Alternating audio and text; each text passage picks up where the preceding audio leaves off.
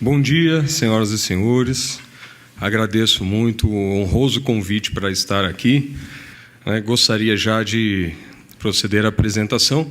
Por força de portaria do Ministério da Saúde, eu informo que as opiniões aqui emitidas são pessoais, não representam o Ministério da Saúde. Também declaro não haver conflitos de interesses de ordem financeira ou outras específicas que possam prejudicar essa palestra. Recebi apoio do Conselho Federal de Medicina para estar aqui. Então, embora esteja atuando no Ministério da Saúde, eu venho como membro efetivo da Câmara Técnica de Bioética a convite da presidência, a quem muito agradeço e fico muito honrado por estar aqui entre os colegas. E a nossa pequena conversa hoje é sobre os aspectos bioéticos da vacinação. Então, um assunto muito tranquilo, sem muito debate na sociedade, sem muitos ânimos exaltados, imaginem, né? Mas, enfim, após declarados conflitos de interesses e a questão do posicionamento eventual, é importante, então, deixa eu ver se a gente passa aqui, olhar, então, para o cenário atual e compreender que a campanha de vacinação contra a Covid-19 talvez seja um dos maiores desafios, não só assistenciais, mas científicos e logísticos, e talvez não só da nossa geração, mas de toda a história da saúde pública, não só do Brasil, mas a nível mundial. Nunca se fez o que se faz hoje no mundo e o que se alcançou hoje no mundo. Estamos num território inexplorado, mares nunca dantes navegados. E os aspectos bioéticos, eu vou falar dos aspectos, eu sei que muitos talvez esperassem respostas mais definitivas, não é o objetivo, nem a possibilidade factível da nossa conversa hoje, dar resultados e respostas definitivas. Nós não vivemos esse momento ainda, estamos no momento de constante prospecção e tentativa. Também não é o objetivo fazer nenhuma forma de proselitismo político. Eu não subestimaria a inteligência dos que estão aqui presentes e nem desrespeitaria vocês com isso, mas é colocar um cenário. Qual é o cenário da vacinação e a sua interface com a bioética e como os aspectos da sociedade, as perspectivas que margeiam, rodeiam o cenário de desafio que enfrentamos pode ser melhor compreendido. Esse é o objetivo, despertar um cenário para favorecer a reflexão dos colegas aqui presentes e, quem sabe, almejar aí, facilitar colaborações possíveis na leitura do cenário tão difícil que está se apresentando. Então, esses aspectos bioéticos, eu acredito que eles podem e devem contribuir para aprofundar nossa reflexão nessas mais diversas perspectivas e ajudar a pavimentar o futuro pós-pandemia. E o percurso, nós falaremos de alguns fatos, ações, uma análise, aí sim uma análise mais de caráter bioético e algumas especulações sobre o futuro pós-pandemia.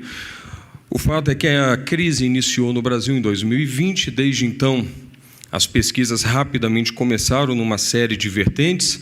A vacina ela se mostrou como uma possibilidade, desde os momentos iniciais da pandemia, de você impactar todas as ondas que geram impacto sobre a gestão, sobre os sistemas de saúde. Então, esse desenho aí foi colocado no artigo de Bourgeot sobre os impactos da pandemia no sistema de saúde. Então, as ondas de impacto, saúde mental, doenças crônicas, a falta de assistência em certas doenças agudas, tudo isso que a gente está vendo hoje no cenário, a vacina ela teria um impacto sistêmico.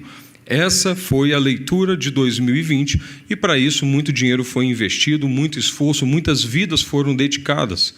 E hoje já colhemos alguns frutos de toda essa caminhada. Enfrentamos em 2021, começo de 2021, uma segunda onda epidêmica motivada por uma variante extremamente agressiva, a Gama, que castigou em especial o nosso país. Então, começou-se a falar de vigilância genômica. Então, nós enfrentamos variantes aí, uma nova variação no cenário também, que nos dá desafios adicionais. Então, a interação entre cada variante e vacina é um desafio específico. como ler, como compreender a pandemia diante das variantes que vão se apresentando e da diferente interação entre essas variantes e as vacinas, as propostas de vacinas existentes. Cada variante traz uma série de questionamentos científicos, dúvidas e necessidade de reavaliação de efetividade, além de eficácia. São coisas diferentes. As ações feitas foram diversas. Mais de 150 propostas de vacinas foram seguidas, não somente pelo Brasil, mas pelo mundo inteiro, que olhava, acompanhava todas as fases de pesquisa clínica. Acompanhamos a questão de autorização emergencial, o fast track, risco de efeitos adversos desconhecidos existem. A gente precisa acompanhar uma responsabilidade constante de todos os governos. Foi feito no Brasil pela primeira vez no Ministério da Saúde, uma encomenda tecnológica, um instrumento que nunca tinha sido utilizado para a saúde no Brasil, mas, enfim, foi feita uma encomenda tecnológica com uma dessas vacinas. Foram feitas aquisições bilaterais, uma outra ação, mecanismos multilaterais, como o COVAX, enfim, que integra todo um cenário de ações da Organização Mundial da Saúde, o ACT Accelerator, e, enfim, com dificuldades. Nós observamos que a COVAX ela apresentou dificuldades de operacionalização, não entregou no timing talvez mais desejável, mas as negociações bilaterais aconteceram, não somente no Brasil, mas no mundo inteiro, e isso vai trazer questionamentos de perspectivas de relações internacionais, é uma das que eu vou citar em breve. E fortalecimento da vigilância, a vigilância genômica, que é um novo paradigma, hoje já uma coisa do cotidiano, fortalecimento dos laboratórios centrais e da rede de vigilância epidemiológica no Brasil e as interações internacionais dessa rede. E passando por uma análise bioética, rapidamente nós vamos falar de discursos, princípios e o panorama vivido. Quando nós falamos, então, de discursos, nós falamos do discurso poético ou casuístico, isso muito baseado na obra de Robert Witt e Olavo de Carvalho nos 4 discursos. O discurso poético nos traz as narrativas, os casos clínicos, os dilemas, as propagandas, as brigas políticas, enfim, tudo isso, todo esse caos de narrativas que a gente observa no mundo inteiro. Tudo isso é importante, de todos os lados, todas as vertentes, para compreender a psicologia das massas. O campo retórico de regras e direitos, é importante saber a legislação nacional e internacional. O campo da dialética, confrontar as diferentes propostas, as diferentes visões, tentar tirar síntese das teses e antíteses que circulam na sociedade, é um exercício filosófico, acima de tudo, e começar a adquirir uma pretensão normativa. O que é o certo a fazer? Um diz sim, um diz não, um diz mais ou menos, um diz de vez em quando, e aí? E quem vai assumir a responsabilidade de dar a canetada e colocar o seu nome, a sua vida, a sua família na reta? A questão lógica, premissas, fundamentos e metaética. Eu decidi o que fazer, eu fiz a dialética. Agora eu vou fundamentar melhor isso aí, eu vou buscar os fundamentos filosóficos da minha proposta. Então, esse é um esforço filosófico também. E, em termos de princípios, beneficência, o discurso da beneficência, os princípios, valores, virtudes que permeiam toda a questão de fazer o bem ao próximo, geração de novas vacinas para reduzir gravidade, conter casos, isso é muito claro, o anseio de 2020 e que nos segue até hoje. É muito visível os aspectos positivos, potenciais nas iniciativas de vacinação. É claro que há uma relativização dessa possível beneficência frente a novas variantes que precisam ser novamente testadas quanto à sua efetividade. Então, o esforço de pesquisa não pode parar. A autonomia, o medo e a insegurança, nós sabemos que diminuem a capacidade de autonomia, de deliberação íntima da pessoa. O medo atrasa a gente na nossa capacidade reflexiva e de raciocínio. A questão de objeção, até quando a objeção de consciência em algumas certas situações fere os direitos da coletividade. Eu vou falar um pouquinho mais sobre isso quando falarmos de aspectos jurídicos. Necessidade de imunidade de rebanho e liberdade para não vacinar, isso pode ser confrontado. A questão do passaporte vacinal, direito de ir e vir. Uma cena marcou muito durante a pandemia, uma senhora com a sua família, crianças na praia, e alguém de fuzil né, apontado. Então, essas coisas nos trazem reflexões. Vacina gourmet, autonomia e, eu quero escolher qual vacina eu vou tomar. Você pode, você não pode? No momento em que há escassez, principalmente no começo de 2021, pode ser feito vacina gourmet? A pessoa tem o direito de fazer isso? São questionamentos. E tudo isso veio à tona. Tudo isso compôs o cenário bioético. Não maleficência, a necessidade de acompanhar efeitos adversos, a importância da farmacovigilância, de ter dados transparentes, a importância também da velocidade máxima na imunização, mas a gente sabe que a velocidade máxima na pesquisa e numa imunização automaticamente gera seus riscos adicionais. Então, ter responsabilidade em acompanhar o que está acontecendo, monitorar a nível global e buscar a ciência, de fato, o que ela tem revelado. Questões de justiça, tanto no âmbito nacional quanto internacional. A gente vai poder falar um pouquinho mais disso aí, mas questões que chocam, às vezes, o público com o privado. Quem deve receber as melhores, entre aspas, vacinas? Quem deve receber primeiro? Qual a questão de precificação? TRIPS, né, o Acordo Internacional de Propriedade Intelectual, como isso interage com a questão da vacina, já no âmbito internacional. Enfim, pressão política nacional e internacional, tudo isso entra no princípio da justiça, responsabilidade. A velocidade da pesquisa nos traz um ônus e traz um bônus também. O uso de tecnologias moralmente controversas para alguns grupos religiosos. A gente sabe de pessoas que fazem objeção de consciência com o uso de pesquisas, né, com o uso de células-tronco, de fetos abortados. Então, existem pessoas que não aceitam isso. Então, até que ponto isso é aceitável na sociedade? Então, até que ponto, e o professor Rui Nunes colocou de uma forma muito sábia ontem, a questão do direito coletivo e do direito individual e como você avançar os direitos, o bem comum, sem desrespeitar e ferir e destruir, talvez, aquele bem individual que qualifica o bem comum. E eu vou entender que isso não é uma questão abstrata. Você não abstrai um do outro, eles caminham juntos, é uma síntese que tem que ser feita entre eles. Enfim, responsabilidade entra também a um monitoramento, ciência e conhecimento, elementos de risco e incerteza, como Hans Jonas colocava também no princípio responsabilidade. E agora falar também das perspectivas para uma análise bioética, sabendo dos discursos na sociedade, sabendo dos princípios que estão em jogo e das ênfases que cada princípio traz, a gente pode observar como certos elementos da sociedade impactam a vacinação e a assistência, e como a vacinação impacta certos elementos da sociedade. Eu estou falando de interações, né? E quando olhamos para interações, a gente observa também que cada forma de vacina, impacto e perspectiva gera consequências. Isso aí baseado na obra de Allenby Serevitz, The Techno-Human Condition. Ele fala de 3 graus de impacto na sociedade. Grau 1, grau 2, grau 3, que é o sistêmico global, que é cultural, a longo prazo e quase imprevisível. Mas temos consequências econômicas de médio prazo e normativas de curto, breve prazo. E a gente precisa considerar as consequências dos nossos atos nessa reflexão. Uma perspectiva afetada, sem dúvida nenhuma, é a da geopolítica. Como conciliar o construtivismo, a necessidade de buscar um consenso em nível internacional, distribuir vacina para todo mundo, e o que muitas pessoas chamariam como nacionalismo da vacina. Aquele duro realismo em que todo mundo fecha a fronteira e é compreensível, a minha população, eu preciso ajudar a salvar a minha população. Pensar no mundo, mas pensar também no seu vizinho. Entra aí um conceito muito interessante de oikofilia, o amor ao lar, do Roger Scruton.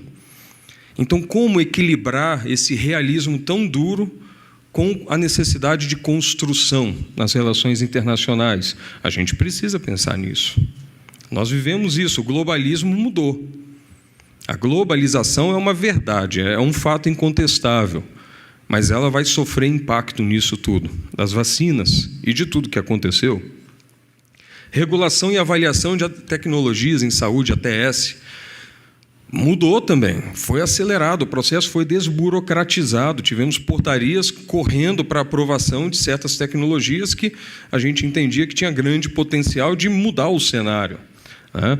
Só reforça a necessidade de começar a pensar em compartilhamento de risco com a indústria, vigilância farmacológica e, acima de tudo, disponibilidade de informação, transparência. É uma coisa que foi mencionada aqui, literacia científica. E eu vou falar também de literacia vacinal. Quantas horas nossos estudantes, ou até mesmo nós, dedicamos na nossa graduação ou depois disso para estudar as bases bioquímicas, fisiopatológicas, farmacológicas de vacina? A gente estudou imunologia. Vacina é dada em uma aula da Imuno, 2. Depois a gente decora calendário vacinal. Isso não é saber de vacina na base bioquímica dela. A nossa literacia vacinal é pouca. E dos nossos estudantes é preocupante.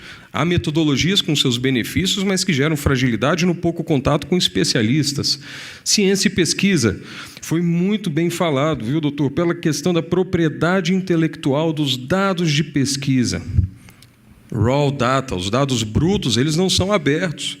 Nós tivemos resultados de pesquisa que foram embargados, não foram liberados imediatamente após a conclusão para serem analisados pós-hoc. Uma análise pós-hoc é complicada, ela mela a metodologia científica toda. Você começa a brincar com hipóteses depois que você viu os dados. Isso aí destrói a metodologia científica, a credibilidade da metodologia científica. Transparência nas pesquisas, um banco mundial de dados de pesquisa abertos. A gente sabe de gente que faz 10 experiências, 2 dão certo, publica 2. Você aí está brincando com a aleatoriedade dos resultados de pesquisa e, eventualmente, uma hora vai cair a maçã no lugar que você quer.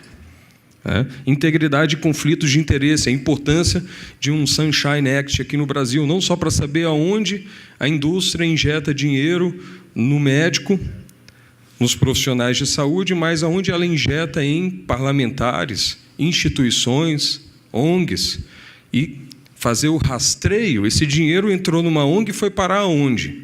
Esse dinheiro entrou numa instituição, foi parar aonde? Ele vai chegar em algum lugar. Qual a conta, o CPF onde ele cai? Se a gente não sabe isso, a gente navega nas trevas. É um termo meio pesado, mas é preciso falar isso. Nós temos autores, como alguns que já foram citados, e outros como o filósofo da medicina Jacob Stegenga, no niilismo médico.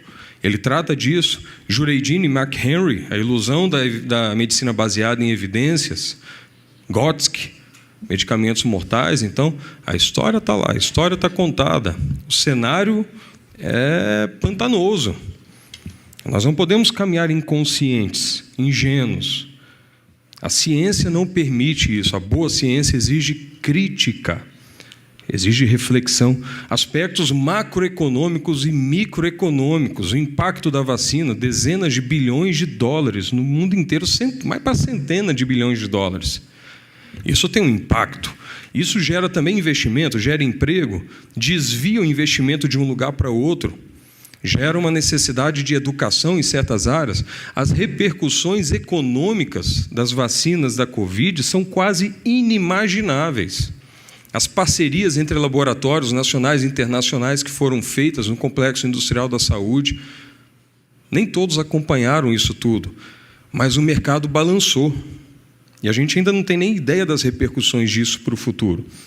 Esfera jurídica, insegurança do cenário, por óbvio, uma aceleração tecnológica inédita para promover o bem o quanto antes, necessário diante de uma pandemia na qual temos melhores recursos do que nas décadas passadas, mas isso gera uma insegurança e gerou cláusulas de responsabilização de nações. Laboratórios que, para fechar um contrato, se eximiram de sustentar os efeitos adversos de suas terapias e jogaram essa responsabilidade em países, em governos. As cláusulas draconianas. Isso aconteceu, não foi só no Brasil, viu, gente? No mundo inteiro. Teve gente que ficou sem vacina, não conseguiu fechar contrato. Mudanças na legislação. A negociação era clara. Para ter a vacina, muda a sua legislação. Senão não vai ter. O uso de recursos de países, até no estrangeiro, como meio de garantia das cláusulas impostas. Tivemos impactos jurídicos. Outra perspectiva importante. Próximo. Esfera sociológica. Pobreza, acessibilidade, disponibilidade. Como que isso influenciou a vacina e como a vacina influenciou tudo isso? Conseguiu chegar nas populações mais necessitadas do país ou fora do país? Cultura e filosofia. Toda a cultura da questão da vacina. Vacina, quando a gente tinha lá 2018, 2019, baixos níveis de cobertura vacinal, precisa reforçar a importância da vacina como um meio de saúde. Toda a questão de medicalização, ameaças à liberdade, riscos coletivos, o passaporte vacinal entra nisso também. Isso gera toda uma cultura de ingerência do Estado. Mas até que ponto você permite essa liberdade individual? Até que ponto você permite a supressão dessa liberdade por um bem coletivo que se deseja alcançar? Então, essas perguntas não estão respondidas. E discursos em conflito, né, como já foi falado. E eu entendo que confrontar o bem individual e o coletivo é uma abstração. É querer transformar num dilema o que é um problema, como diria Diego Gracia. Esfera profissional, risco, insegurança, medo. Como isso impactou a nossa vocação e o nosso altruísmo. Recusa em atender não vacinados. Teve colega sendo consultado a respeito dessa questão. Eu não vou atender a quem não foi vacinado. De uma profissão que, desde a antiguidade, era conhecida por imperadores romanos, porque estranhavam, por que aqueles médicos cristãos ficam para trás naquela cidade tomada pela praga para tratar de gente estranha que eles nunca viram enquanto os nossos estão fugindo? O que está acontecendo? Que gente estranha é aquela? Médicos, não só cristãos, mas de outras religiões também. Isso marca a nossa vocação, mas o medo impactou a nossa profissão. As respostas da medicina, como foram faladas aqui, a gente vai ter que pensar o que vai ser da gente no futuro. Direitos humanos, proteção a populações vulneráveis, indígenas, integralidade, universalidade, equidade, como garantir isso? Um mundo de necessidades, as necessidades são infinitas virtualmente. Como atender todo mundo? A esfera política, crise e oportunismo, né? A gente tem aí uma política do conflito e da agressão que aproveita para aplicar aquela fórmula alquímica antiga, solve et coagula. Você dissolve a sociedade, cristaliza do jeito que você quer, aproveita uma crise para atacar, quando muitas vezes o que a gente precisava era uma política da união, do diálogo, da conjunção de esforços nacionais e internacionais. A crise ela desperta o que há de melhor e o que há de pior na gente. Tem gente que aproveita a crise para crescer, para estreitar laços. Tem gente que aproveita para destruir e lucrar. A gente viu isso. Esfera logística e informacional. Além da questão de privacidade e passaporte sanitário, a necessidade de uma vacinação em escala global e continental. O Brasil reforçou sua rede de refrigeradores. Como pensar uma logística para uma vacina que precisa ser conservada numa temperatura muito mais baixa do que o normal. Esfera educacional, literacia científica e vacinal. Nossos alunos sabem analisar um artigo crítico de verdade? Qual o conteúdo real ofertado em nossas escolas médicas? Eles sabem sobre economia em saúde, que o nosso amigo estudou e sabe que não é brincadeira, não é um assunto fácil, não é uma coisa corriqueira. É uma especialização e sabe sobre regulação, avaliação de tecnologia em saúde. Novas metodologias de ATS foram feitas, novos protocolos, living guidelines, enfim. Nossos alunos estão preparados, a gente está preparado. Esfera ecológica e ambiental, o impacto sistêmico ambiental da vacinação e suas tecnologias novas. Como isso impacta o ambiente? Alguém já está pensando nisso? A ausência de vacinação. A ausência de vacinação tem um impacto no ambiente também. Tanto a presença quanto a ausência. Tem coisas que podem surgir de todo o cenário vivido. Esfera religiosa. Como eu já falei, o caso de células tronco derivadas de fetos abortados.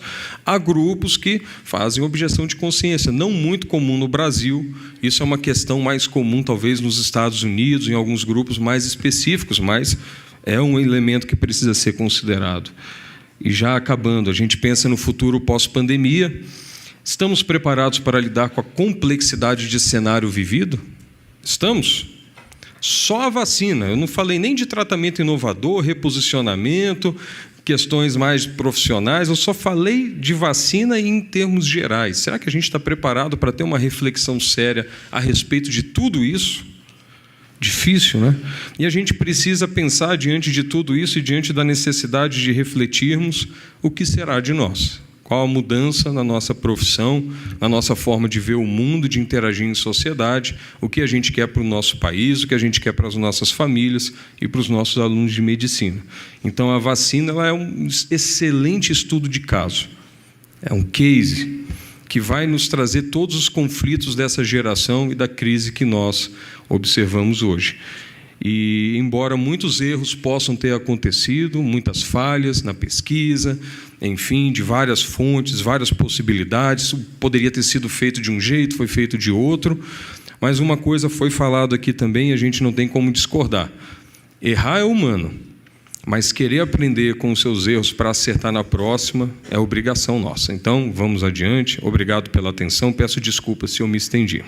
A minha pergunta, então, seria essa. Vocês foram elegantes e não falaram. E, de qualquer maneira, é possível que vocês mostraram sutilmente, caminharam por cima, assim, mas como é que está a questão do desperdício e da corrupção nos seus respectivos assuntos e nas suas respectivas áreas?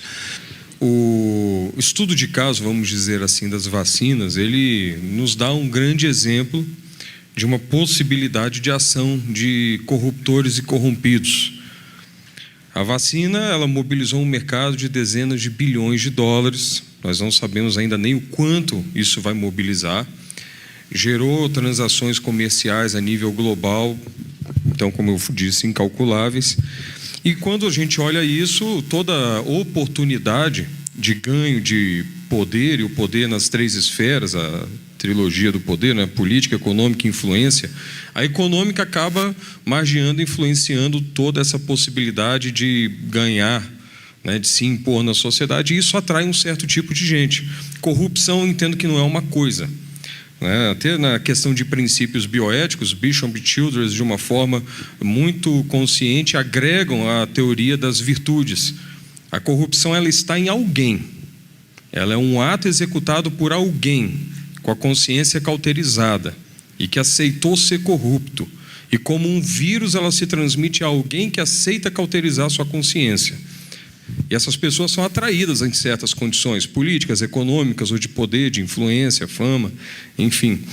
Então, muita coisa eu creio que ainda será descoberta no campo da pesquisa, no campo da gestão, no campo da academia. A corrupção, como ela é um vírus antigo que habita junto com a humanidade desde que a humanidade é humanidade. Ela está nas pessoas.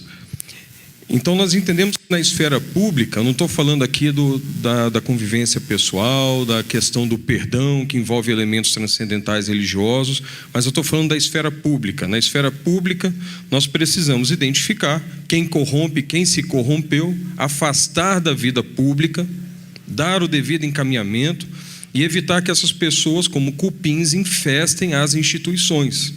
Enquanto nós formos condescendentes com pessoas que corrompem e aceitam se corromper e cauterizam suas consciências, o dinheiro vai continuar saindo, os políticos, pesquisadores, infelizmente colegas às vezes, pessoas da sociedade, lobistas, vão agir, vão aceitar certos tipos de coisas e a coisa se propaga. E quando a gente olha uma pandemia, talvez um grande problema em todo esse cenário da pandemia é que politização e corrupção mata muito, né? E como combater isso? Primeiro, eu já disse, afastar corruptos da vida pública. Uma coisa é a família perdoar, é a questão religiosa. A gente no consultório médico, a gente não está lá para julgar partido, julgar quem é dessa ou daquela ideologia, a gente está lá para cuidar de gente, a gente cuida. Agora, na vida pública, a esfera é diferente. Na vida pública é necessário o devido julgamento, com direito do contraditório, dentro da justiça, e o afastamento dessas pessoas que devem parar de infestar as instituições.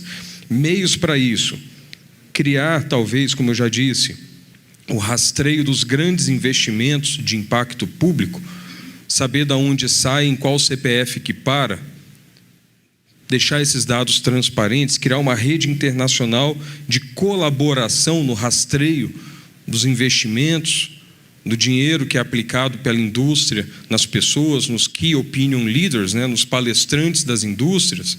Para onde que vai esse dinheiro? O que é feito com isso? Quem são os ghostwriters, né, os escritores fantasmas de artigos, e quem aceita caminhar com os escritores fantasmas de artigos? Quem são os autores de estudos não publicados?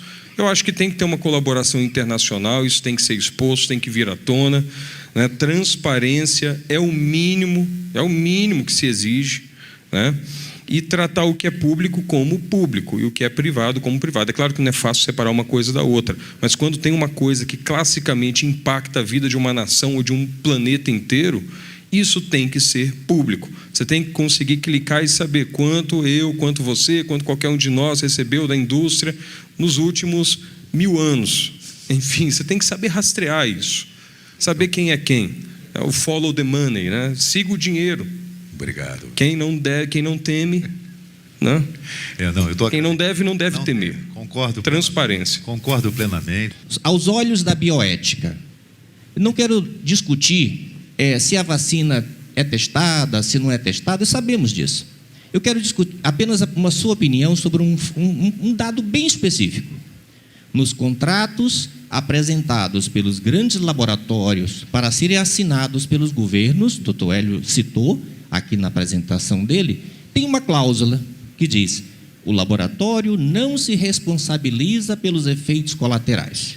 E isso vai ser ministrado a 220 milhões de brasileiros. Qual a sua opinião aos olhos da bioética? Eu acho que é claro que nós devemos, de forma dialética, ver as razões. A indústria apresenta suas justificativas. Ela fala que o investimento foi de grande risco, então foi um empenho muito grande, mas o fato é que os lucros realmente são em níveis, eu não diria nem estratosféricos, acho que já foi até para fora da Via Láctea. A gente está falando de um mercado que foi movimentado, assim, é incalculável para a cabeça de qualquer um de nós. Eu não tenho nem noção do que é falar de dezenas de bilhões de dólares, não sei. Então eu acho que eu não estou me manifestando como governo, estou me manifestando como cidadão, como médico, pai de família, que se preocupa com o que vai fazer, com os efeitos adversos, com a eficácia, efetividade, com o vírus. São as inseguranças que todos nós temos. E que vê também o meu dinheiro do imposto indo e, enfim... Eu acho que o mínimo digno é que realmente quem colhe os frutos, colhe os lucros, colhe sabendo que vai assumir a responsabilidade. Não quero falar de forma nenhuma contra o empreendedorismo, ele é necessário, a criatividade é necessária. Mas o empreendedorismo, ele gera grandes retornos porque o empreendedor real, ele assume grandes riscos. E ele tem o lucro porque se ele vai à falência, ele cobre, né, o prejuízo que ele angaria com os bens dele para não impactar os seus funcionários e os demais. Isso é a lógica que seria normal. Então eu entendo que essa cláusula de transferência de responsabilidade ela é iníqua, ela é imoral, ela é completamente antiética e ela foi uma absurdidade que aconteceu a nível global durante a pandemia. Isso, infelizmente, sequestrou governos, sequestrou elites no mundo inteiro, subjugou e colocou de joelho no chão as nações. É um fato. E, para mim, isso é imoral, antiético em todas as esferas.